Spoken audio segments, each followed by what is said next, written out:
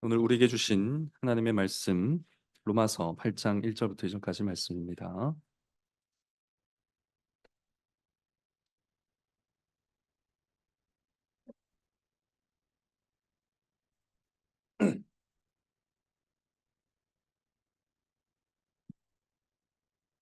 로마서 8장 1절과 2절 말씀. 이것은 하나님의 말씀입니다. 그러므로 이제 그리스도 예수 안에 있는 자에게는 결코 정죄함이 없나니 이는 그리스도 예수 안에 있는 생명의 성령의 법이 죄와 사망의 법에서 너를 해방하였습니다. 아멘. 읽은 말씀으로 오늘 용서, 그리스도 예수 안에 있는 해방이라는 제목으로 하나님의 말씀을 전하겠습니다. 네, 오늘은 너무 기쁘고 뜻깊은 날입니다. 세례식이 있는 주일입니다. 하나님을 모르고 죄 가운데 살아가던 한 청년이 하나님의 자녀가 되고 그리스도의 몸된 교회에 들어오는 매우 뜻깊은 날입니다. 그래서 오늘 많은 분들이 기쁜 마음을 가지고 또 축하의 메시지, 선물들 준비해 오셨을 줄로 압니다. 그런데 여러분, 정말로 축하하십니까? 오늘 세례받은 청년에게 정말로 축하만 하시는가? 먼저 성도로 살아본 입장에서 오늘 성도의 삶을 시작하는 청년에게 진심으로 축하합니다라는 인사를 건네실 수 있겠는가 하는 것입니다. 물론 축하하지만 축하가 다겠는가 하는 질문입니다. 어떤 질문이냐면요. 제가 목사 임직식을 받던 날에 저희 아버지께서 축하를 해야 될지 위로를 해야 될지 모르겠다 이렇게 말씀을 해주셨습니다. 그러니까 목사의 길을 걸어보신 입장에서는 선뜻 축하부터 하지는 못하셨던 것 같아요. 그래서 이런 말씀을 하셨던 것 같습니다. 그리고 제가 초등학교 입학식 날 형이 동생에게 이렇게 말하는 걸 들었습니다. 입학 축하하는데 이제 좋은 날 다 끝났어. 유치원 때가 좋은 거야. 이렇게 말하는 걸 들었습니다. 그런 마음, 그러니까 아마 많은 분들이 이와 같은 마음이 있지 않을까. 세례 받는 건 너무 기쁜 일이고 축하할 일이지만 성도로서 살아가고 있는 나의 현실을 볼 때, 성도로서 살아가고 있는 나의 어려움을 볼 때 위로의 마음도 솟구쳐 올라온다. 이런 의미에서 질문을 던져보았습니다. 여러분 무엇 때문입니까? 왜 성도로 산다는 것이 마냥 기쁘지만 않고 어렵습니까? 버겁습니까? 여러 가지 이유가 있겠지만 오늘 읽은 로마서 7장, 8장 바로 위에 있는 7장에 이 본질적인 이유들을 설명하는 말씀들이 쭉 나옵니다. 21절 이하로 보시면 이런 내용들이 나옵니다. 선을 행하기 원하는 나에게 악도 함께 있더라는 것입니다. 내가 이제 그리스도의 사람이 되어서 성도가 되어서 선을 행하고 싶은데 선을 행하려는 마음 곁에 악도 여전히 있더라는 것이죠.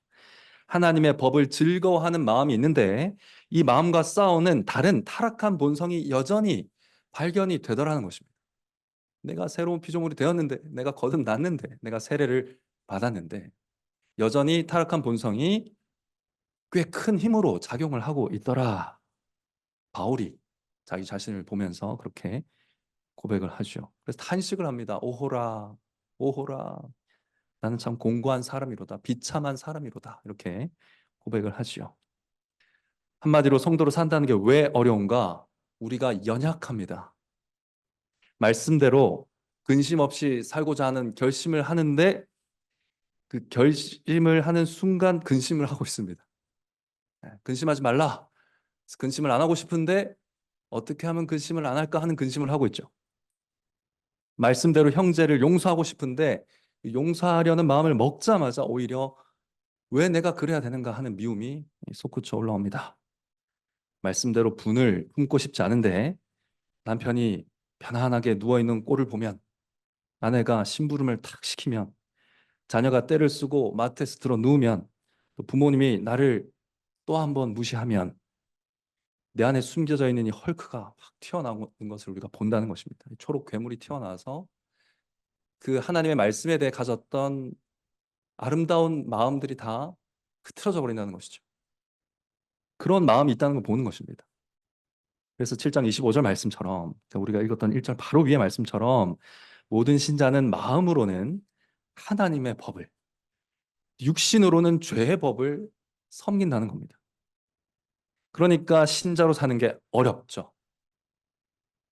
좀 신자답게, 믿음의 사람답게 신앙으로 문제를 거뜬히 이겨내면서 살아가고 싶은데 여전히 죄인처럼 행동하고 싶은 죄인의 마음이 발동이 되는 그런 나를 볼 때 실망스럽죠.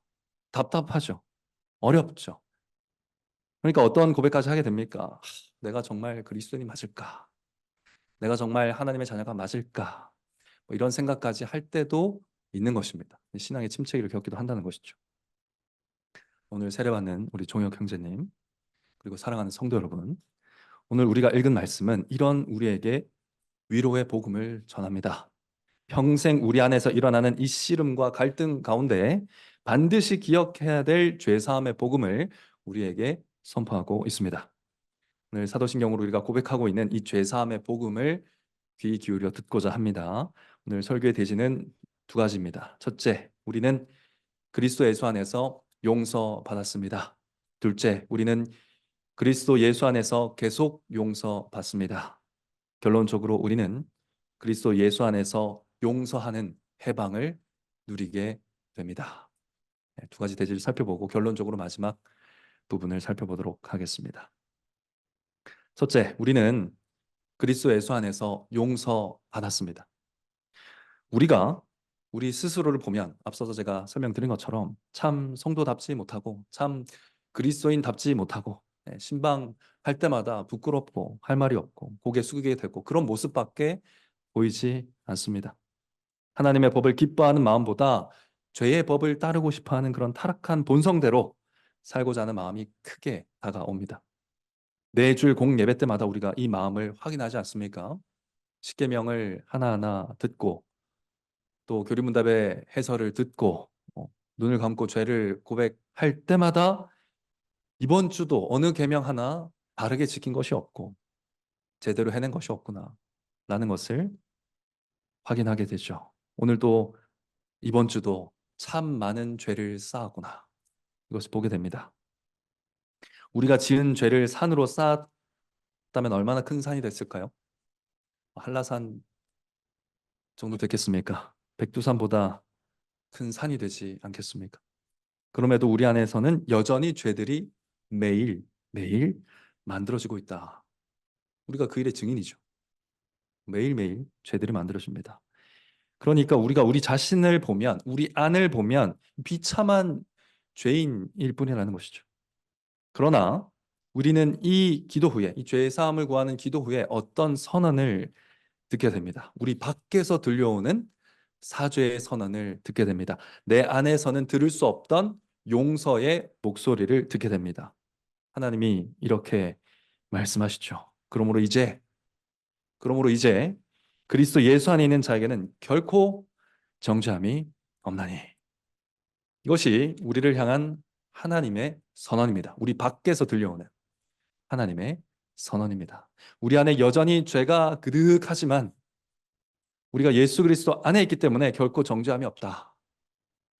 이것이 하나님의 말씀입니다. 그렇다면 이것이 진리이겠죠. 그래서 이 말씀을 이해하는 것이 굉장히 중요합니다. 자, 여기서 결코 정죄함이 없다. 이 말은요. 결코 사형 집행 선고가 없다. 이런 뜻입니다.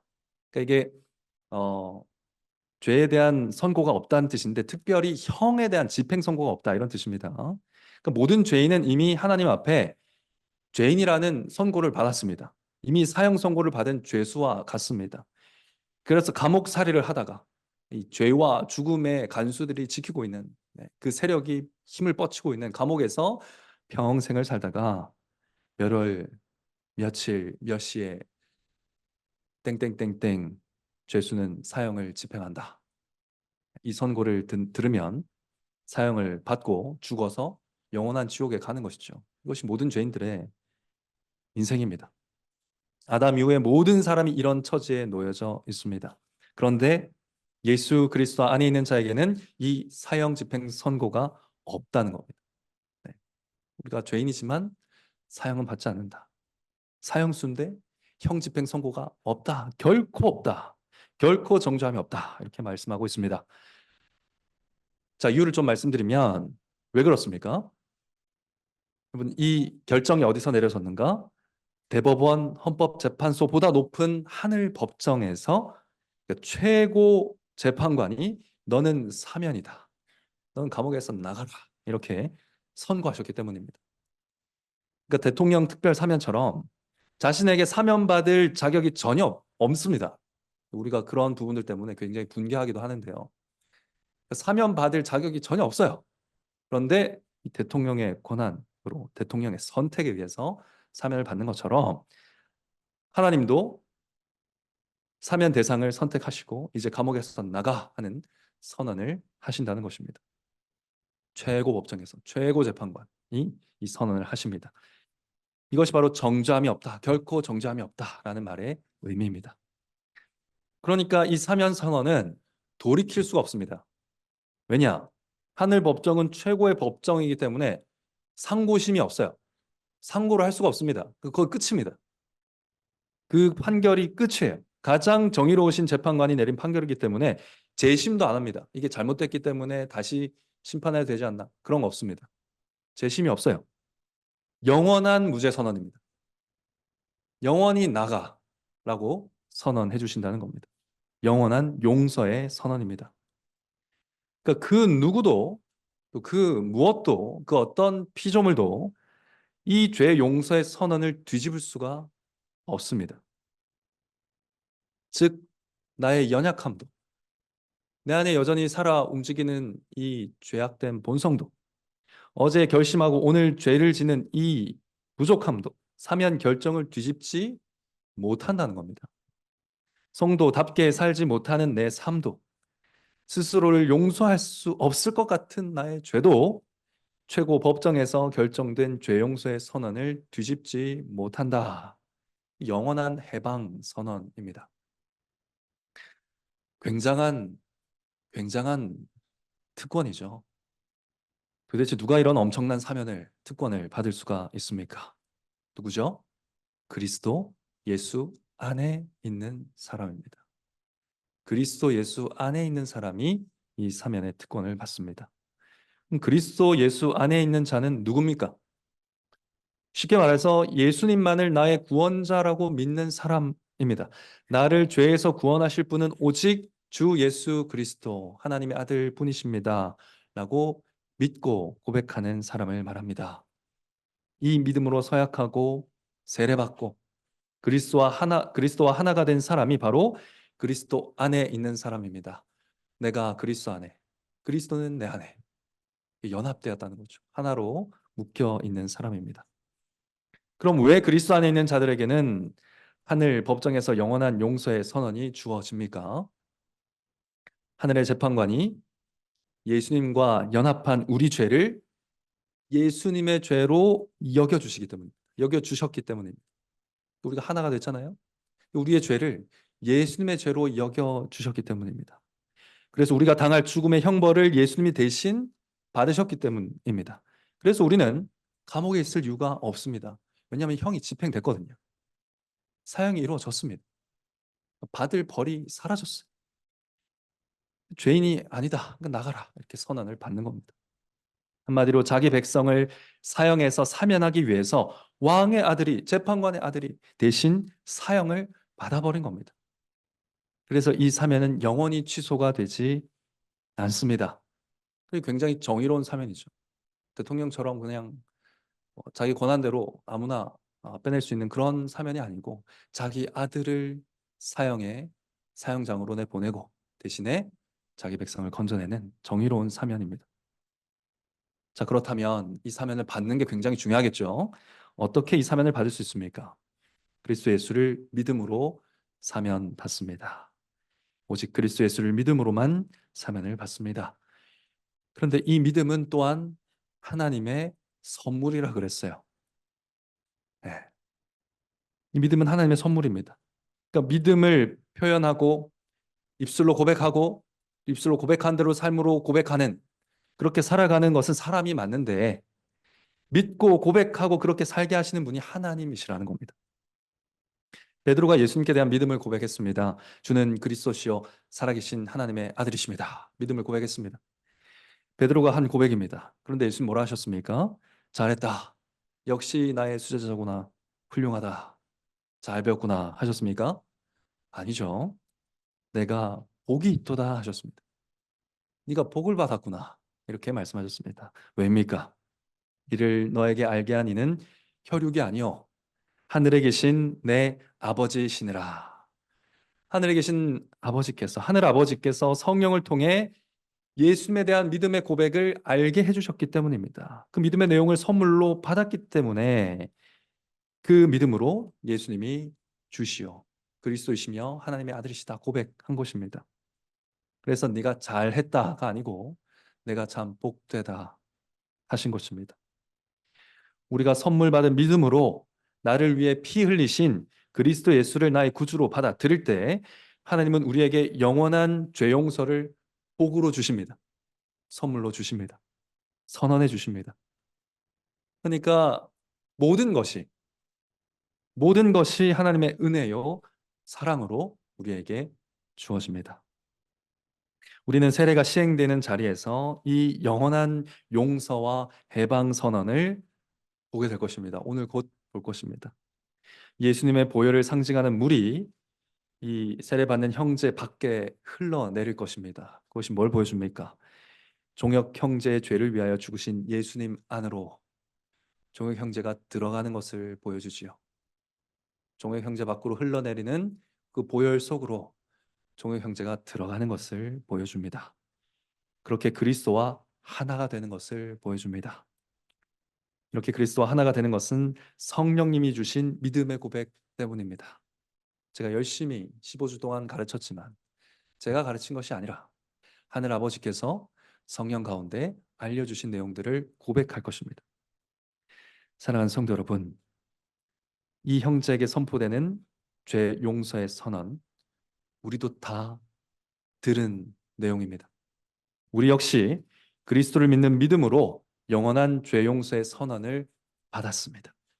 이 용서는 우리의 부족함도 우리의 연약함도 모두 다 덮어버리시는 크고 넓은 용서입니다. 크신 사랑이죠. 이 말로 다 할 수 없는 사랑과 용서가 오늘 세례식에서 선언되고 또 보여질 것입니다. 우리를 용서하시고 해방시키신 삼위 하나님께 함께 감사와 찬양을 올려드리기를 바랍니다. 자, 두 번째로 그리스도 안에서 용서받으신 여러분, 그러므로 기억하십시오. 두 번째입니다. 우리는 그리스도 예수 안에서 계속 용서받습니다.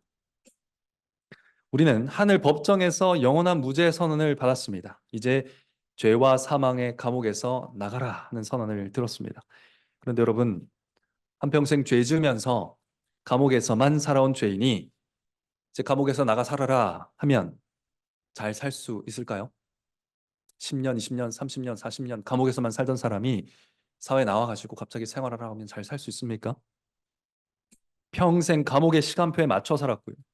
간수들이 시키는 일만 했고요. 친구들은 다 범죄자입니다. 그러다가 자 이제 감옥에서 나가 자유롭게 사십시오 한다고 자유시민으로 살 수는 없는 겁니다. 이스라엘 백성을 한번 생각해 보십시오. 이스라엘 백성도 애굽에서 종살이 하다가 갑자기 해방돼서 출애굽했습니다. 광야로 나왔어요. 어떻게 됐습니까? 뭐가 자유인지를 몰라요. 자유가 뭔지 모릅니다. 하나님의 주신 자유로 애굽에서 살던 습관을 행합니다. 그래서 계속 벌을 받고 심판을 받게 되죠. 우리가 하나님께 죄 용서받은 상태가 딱 이 상태입니다. 이제 죄에 놓여서 자유로워졌지만 생각과 말과 행동은 여전히 타락한 습관에 더 잘 맞춰져 있는 사람입니다. 무엇이 자유인지 분별도 잘 안 됩니다. 왜 안식일날 쉬는 게 자유인지, 왜 안식일날 교회 오는 게 자유인지 모릅니다. 알 수가 없습니다. 안 익숙합니다. 그래서 하나님은 어떻게 하셨습니까? 우리를 죄와 사망의 감옥에서 내보내실 때 그냥 내보내시지 않는 겁니다. 어떻게 내보내셨습니까?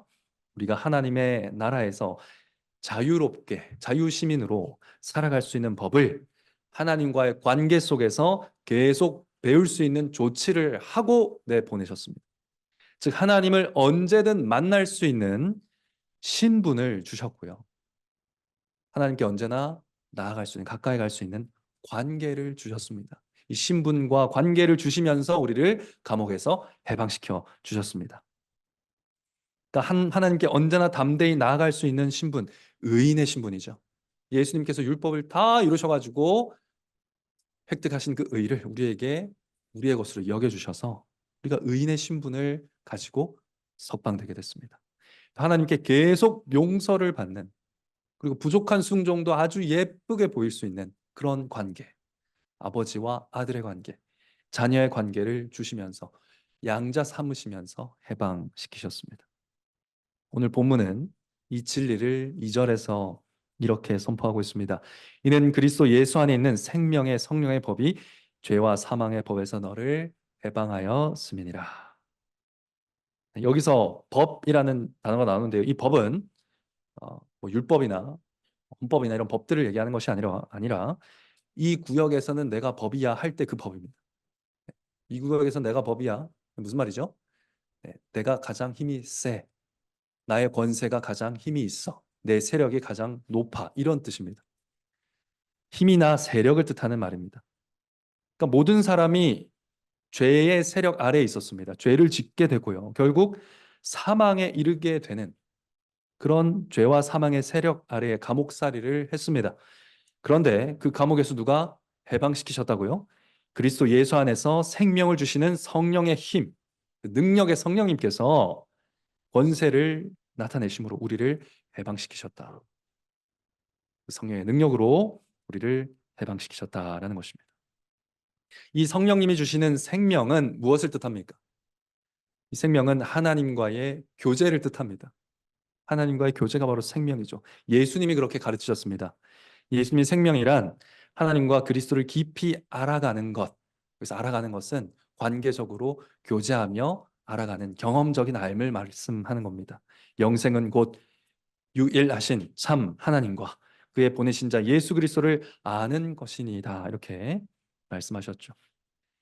그러니까 영생, 영원한 생명이라는 게 뭐냐? 천국에서 오래오래 장수하는 게 아니라는 거예요. 네. 그건 뭐 영생에 따르는 결과적인 이야기입니다. 우리가 영원히 산다는 것은 따라오는 것이지 그 자체가 영생은 아닙니다. 영원히 유일하신 참 하나님과 예수 그리스도를 알아가기 위해서 주어지는 게 영원한 계속되는 지속되는 우리의 생명입니다. 그러니까 영생의 본질은 뭐냐? 하나님과의 관계라는 것이죠.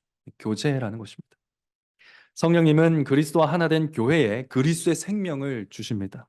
그리스도 안에서 생명을 주시는 성령이십니다. 여전히 죄를 짓는 우리지만 하나님은 모든 율법에 순종하신 의인이시며 실제로 하나님의 진짜 아들이신 예수 그리스도 안에서 우리를 도와주십니다. 왜냐하면 그리스도의 생명을 가졌기 때문에, 그리스도와 한 몸이 됐기 때문이죠. 그래서 계속 우리를 만나 주시고요. 오지 마 하지 않으시고요. 죄를 지음에도 불구하고 가까이 오라 하시고요. 계속 우리를 용서해 주십니다. 우리는 계속 용서받는 인생이 된 것입니다. 자, 여기서 오해가 없어야 됩니다. 여러분, 우리가 하나님께 계속 용서받는 인생이 됐습니다. 이 말을 딱 듣고 오케이, 좋다. 허랑방탕하게 살아도 되겠네. 이런 생각을 하시는 분이 안 계시길 바랍니다. 그럼 허랑방탕하게 죄를 짓고 그렇게 살아가도 될까요? 어차피 다 용서하실 건데. 여러분, 이런 순간이 혹시 있을지 모르겠습니다. 나중에 회개하면 되지 하고 죄를 확 지을 때가 없진 않죠. 그렇게 살아서는 안 됩니다. 하나님이 나를 계속 용서하신다니 자유다. 내가 원하는 대로 해야지. 내가 죄를 짓더라도 나는 계속 용서받고 계속 구원받겠지. 완벽한 오해입니다. 완벽한 오해예요. 그럼 이 생각은 예수 그리스도 안에 있는 생각이 아닙니다. 예수 그리스도 안에 있는 사람이 이런 생각을 한다? 의심해 보셔야 돼요. 자기가 그리스도 예수 안에 있는지 없는지 의심해 보아야 됩니다. 여러분, 내가 용서받기 위해서, 내가 그리스도 안에 있기 위해서 예수님 어떻게 하셨다고요? 십자가에서 물과 피를 다 쏟고 살을 찢으시고 가시면류관을 쓰시고 하나님께 버림당하는 고통을 당하셨다는 겁니다. 지옥의 고통을 견디셨다고. 그렇게 주어진 용서인데, 그렇게 주어지는 매 순간의 용서인데, 이걸 쉽게 생각한다? 그건 예수 그리스도 안에 있다고 보기 굉장히 어렵습니다. 자신의 구원을 되돌아보셔야 됩니다. 이렇게 생각하는 성도가 있다면 그에게 하나님은 오늘 위로가 아닌 경고를 주실 겁니다. 갈라디아서 5장 21절 말씀처럼 투기와 술 취함과 방탕함과 또 그와 같은 것들이라 전에 너희에게 경계한 것 같이 경계하노니 이런 일을 하는 자는 하나님의 나라를 유업으로 받지 못할 것이요. 하나님의 나라를 유업으로 받는 사람을 뭐라고 부를까요? 하나님의 자녀라 부릅니다. 하나님의 나라를 유업으로 받지 못한다는 말이 무슨 말입니까? 해석이 되시죠? 그러니까 내가 뭐 다 용서받을 텐데 하고 허랑방탕하게 살 수 없습니다. 그리스도 안에 있다면 그건 불가능합니다.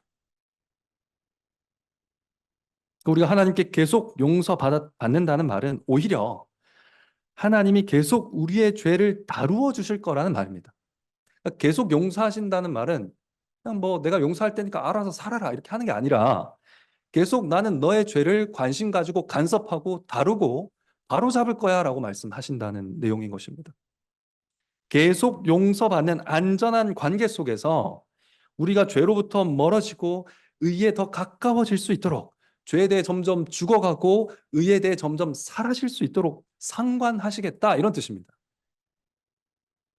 그러니까 그리스도의 생명이 왕성하게 자라고 열매 맺을 수 있게 위로하고 권면하고 때로는 징계도 하겠다는 뜻입니다. 용서하겠다는 말이 아무 벌이 없다 이런 뜻이 아니에요. 아버지로서의 징계는 하시겠다는 말입니다. 그러니까 하나님께 계속 용서받는 자라는 말은 똑같은 말이 무슨 말이냐? 계속 회개해야 하는 자라는 뜻입니다.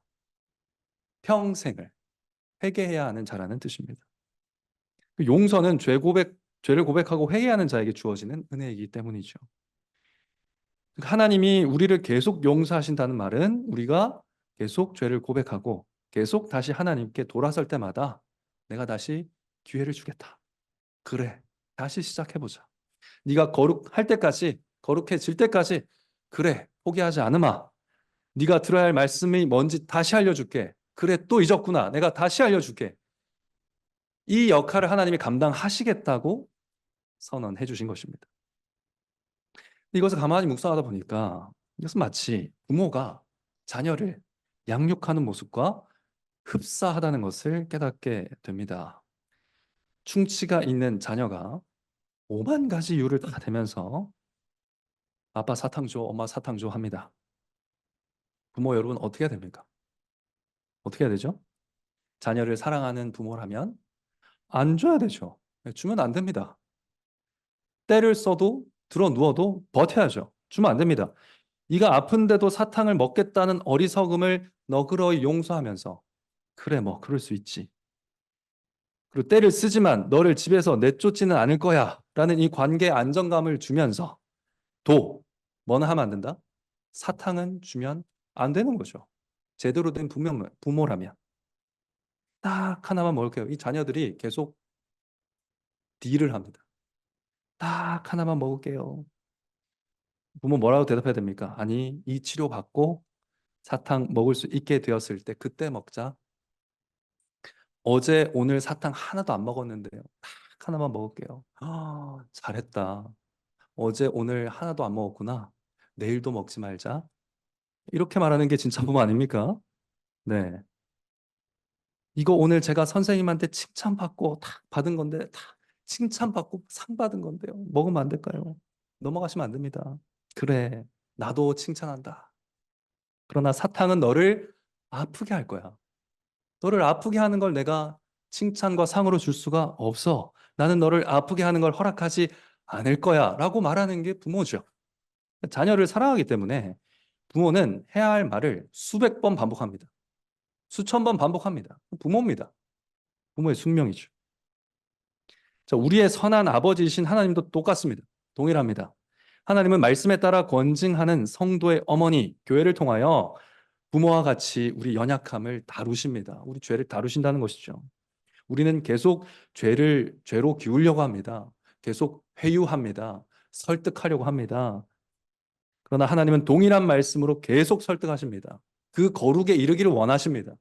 그렇기 때문에 말씀이 변개치 않고 우리에게 계속 주어지는 겁니다. 사계명과 관련돼서 가상의 대화를 한번 상상해 본다면 이렇게 되지 않을까 싶습니다. 하나님, 저 내일 시험인데요. 주일에 공부하면 안 되나요? 시험인데. 너무하잖아요. 하나님 뭐라고 하시겠습니까? 아, 그렇구나. 내가 6일 동안이나 공부할 수 있는 시간을 주었지만 또 벼락치기 할 시간은 필요하겠지. 너의 죄를 이해한다. 그런데 딸아, 아들아, 나는 네가 적어도 오늘 하루는 나와 함께 교제하면서 쉬기를 바란다. 적어도 오늘 하루는 나랑 같이 교제하면서 네가 좀 쉬었으면 해. 그래 주겠니? 이게 하나님의 답입니다. 하나님, 오래전에 친구들이랑 잡은 여행입니다. 정말 오래전에 잡았어요. 주일 껴서 한 번만 다녀면 안 될까요? 하나님 뭘 하실까요? 그렇구나. 내가 더 오래전에 온 세상 달력에 너와 내가 만나기로 약속한 주일을 빨간색으로 다 칠해놨는데 너는 그걸 못 봤구나. 못 볼 수 있지.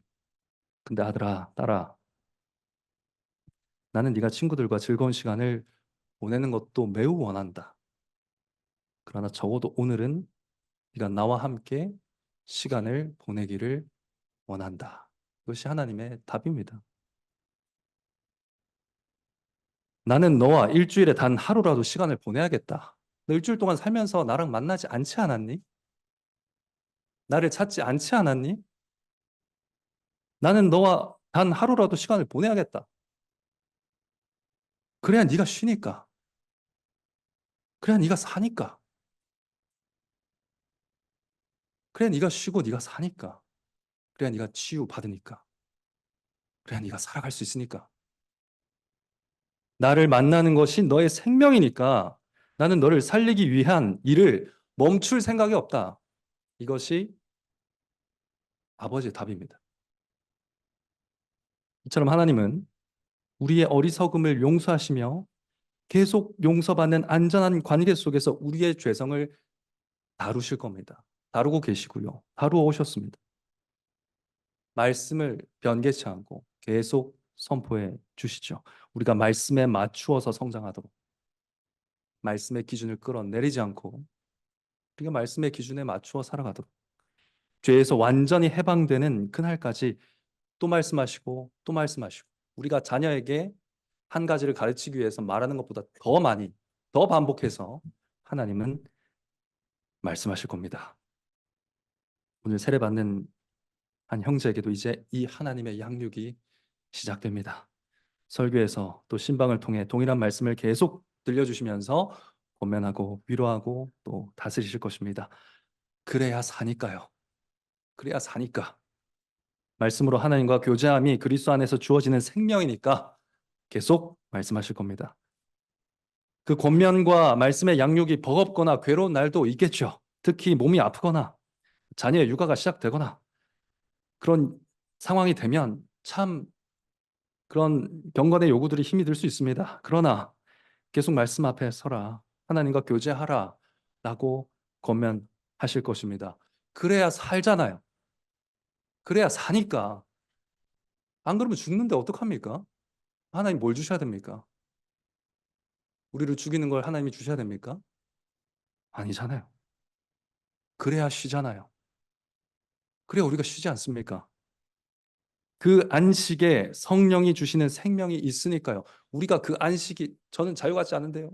제가 누리던 자유하고 좀 다른데요. 좀 방탕한 게 자유 같은데요. 계속 우겨도 하나님은 아니 이게 진짜 자유라고 계속 말씀해 주실 겁니다. 그래야 사니까요. 그래야 죄에 대한 해방이 있으니까. 이와 같은 양육이 종혁 형제에게 일어날 것이고요. 또 지금 여기 있는 모든 성도들에게 이미 주어지고 있습니다. 감사함으로 받으시고 믿음으로 순종하고 살고 자라가시기 바랍니다. 그래야하면 결론적으로 우리는 그리스도 안에서 서로 용서하는 해방을 누리게 될 것입니다. 그리스도 안에서 결코 정죄가 없다는 것을 믿고 그리스도 안에서 계속 용서를 받으면서 자라가면 어떻게 되겠는가? 오늘 읽진 않았지만 8장 5절을 보니까 5절 말씀 볼까요? 육신을 쫓는 자는 육신의 일을, 영을 쫓는 자는 영의 일을 생각하나니. 6절, 육신의 생각은 사망이요 영의 생각은 생명과 평안이니라. 그 영을 쫓아 살아가는데 그 사람 어떻게 사느냐? 영의 일을 생각하며 산다는 거예요. 영의 일을 생각하며 산다. 근데 영의 일이 뭐냐? 생명과 평화, 생명과 평화랍니다. 평안이라고 하는 평화랍니다. 그러니까 이 생각이라는 말은 말과 행동의 씨앗이죠. 결국 이 생각이 말로, 이 생각이 행동으로 발현이 되고 열매를 맺을 텐데, 하나님의 용서를 입으면서 하나님과 생명의 관계를 생각하고 말하고 누리는 사람은 그 하나님과 누리는 그 아름다운 사랑을 주변 사람들에게 전한다는 것입니다. 주변 사람들을 용서하는 평화의 관계로 나아가게 된다는 것입니다. 하나님과 누리는 생명이 주변 사람들과의 평화로 나아가게 된다. 그래서 이 죄사함의 은혜라는 것이 결국 성도의 교제에 반드시 따라붙어야 되는 은혜인 겁니다. 이 죄사함의 은혜가 없이 평화로운 성도의 교제가 불가능해요. 그래서 이 두 복음이 다 붙어 있는 겁니다. 그러니까 하나님의 사랑을 입은 자는 이웃을 사랑함으로 하나님의 사랑에 대해 감사하게 됩니다. 혹시 이해가 되십니까? 하나님의 사랑을 입은 자는요, 이웃을 사랑함으로 하나님의 사랑에 대해 감사하게 됩니다. 그러니까 이웃을 사랑함으로 하나님께 감사하게 돼요. 이웃을 사랑함으로 하나님을 예배하게 돼요. 이웃을 사랑함으로 하나님께 기도하게 됩니다. 이러한 삶이 우리 삶에 시작된다. 하나님께 받은 용서는 이렇게 이웃을 향한 용서로 퍼져간다는 것입니다. 예수님이 가르쳐 주신 주기도문을 통해서 이 진리를 조금 더 마지막으로 생각해보고 마치려고 합니다. 예수님은 기도문을 가르치시면서 일용할 양식을 위해 기도하며 우리의 몸을 위한 필요를 구하라고 했습니다. 매일 구해야 됩니다. 일용할 양식이니까 매일 우리의 몸의 필요를 구하라고 하셨습니다. 그러니까 여러분 적어도 기도는 하루에 한 번은 해야 됩니다. 네. 일용할 양식 구하라 하셨으니까. 그러니까 매일 양식을 구하며 기도해야 됩니다. 그리고 그 다음으로 매일 영혼의 필요도 구하라고 하셨는데요. 그 내용이 뭡니까? 우리가 우리에게 죄 지은 자를 사하여 준 것 같이 우리 죄를 사하여 주옵시고라고 기도하게 하셨습니다. 이게 우리의 영혼이 매일 필요로 하는 거예요. 그리고 왜 매일 드려야 될 기도 내용에 용서라는 주제가 들어가 있을까요? 왜입니까? 우리가 매일 밥 먹듯이 용서해야 될 일이 생기는 삶을 살아가고 있기 때문이죠. 그렇지 않습니까? 예수님은 교회가 살아가야 될 이 세상이 우리에게 죄 짓는 자들로 가득하다는 걸 알고 계셨습니다. 우리에게 죄 짓는 자들로 가득한 세상에 그걸 알고 계셨습니다. 나에게 죄 지은 자를 모두 미움으로 상대하면 내 영혼이 어떻게 살겠습니까? 살 수가 없겠죠. 근데 많은 사람들이, 또 안타깝지만 많은 성도들이 이 미움과 시기와 복수심에 매여서 삽니다. 마치 감옥 안에 있는 사람처럼. 이 죄와 죽음의 감옥에서 어떻게 해방되겠습니까? 예수님 어떻게 기도하라고 하셨습니까? 기도 중에 매일 회개하며 하나님께 받은 용서와 사랑이 얼마나 큰지를 생각하고 그에 대한 감사가 주변 사람들을 용서하는 사랑으로 열매 맺고 있는지 생각하며 기도하라고 하십니다. 즉 주변 사람에 대한 나의 용서가 하나님께 받은 용서와 사랑에 대한 감사의 예배가 되게 하라고 말씀하십니다. 그러니까 우리는 주변 사람들을 사랑하고 용서할 때 그 사람을 보지 않아요. 그 사람을 보면 화가 납니다. 그 사람을 보면 분노가 치밀어 올라요. 그럼 우리는 시선은 하나님께 딱 고정하고 우리가 할 바 사랑을 실천하는 거예요. 하나님에 대한 예배로 원수를 용서하는 겁니다. 하나님에 대한 예배로 나에게 죄 지은 자를 위해 기도하는 거예요. 그러한 삶이 가능하게 하신다는 겁니다. 나에게 죄 지은 자를 용서함으로 나를 용서하신 하나님께 영광을 돌리라 하신 것이죠. 여기에 해방이 있습니다. 주여 저들을 용서하소서. 저들이 무슨 짓을 하는지 알지 못합니다. 이런 자유자만이 할 수 있는 기도.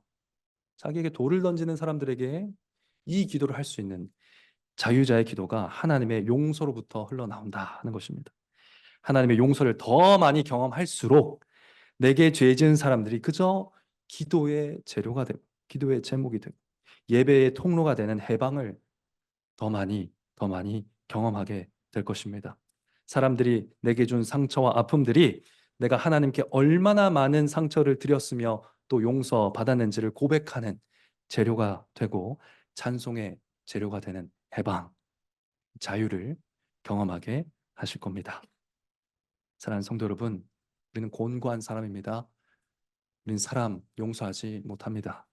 사랑하는 것 불가능합니다. 그러나 그리스도 예수 안에서 용서받고 또 계속 용서받으면서 자라가는 성도에게는 이 일이 일어나기도 합니다. 용서와 사랑이 불가능하지 않습니다.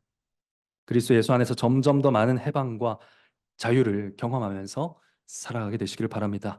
오늘 세례받는 형제와 여기 함께 모인 성도님들이 핍박하는 자에게 축복함으로 하나님을 예배하는 해방을 경험하게 되시길 바랍니다. 악으로 악을 갚지 말고 악한 자에게 선을 행함으로 하나님을 예배하는 자유를 경험하게 되시기를 바랍니다.